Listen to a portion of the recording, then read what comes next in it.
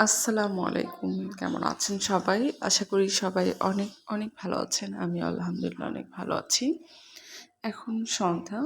তো মেয়ের বাবা বলতেছে, "কিছু বানিয়ে দাও, খাবো।" তো হঠাৎ করেই বড় মেয়ে বলতেছে যে, "আম্মু মোমো বানিয়ে দাও।" আমার ২ মেয়ে মোমো মাশাআল্লাহ পছন্দ করে অনেক। আ তো এখানে আমি ১ম এ মুরগির মাংসটা ব্লেন্ডার করে নিয়েছি। আর পেঁয়াজ কুচি, মরিচ কুচি অল্প একটু ম্যাগি মসলা দিয়েছি, সয়া সস দিয়েছি, পরিমাণ মতো লবণ, তারপরে হচ্ছে সাদা তেল গরম করে দিয়েছি, আদা রসুন বাটা দিয়েছি,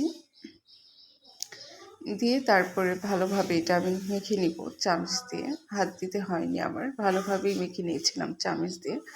আর এটা হচ্ছে আমার 2nd বার বানানো।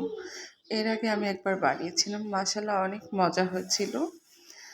আর এখানে আমার বাসায় কর্নফ্লাওয়ার ছিল না। আমি শুধু ময়দা, তেল দিয়ে পরিমাণ মতো লবণ দিয়ে এটা আমি ভালোভাবে মেখে নিচ্ছি।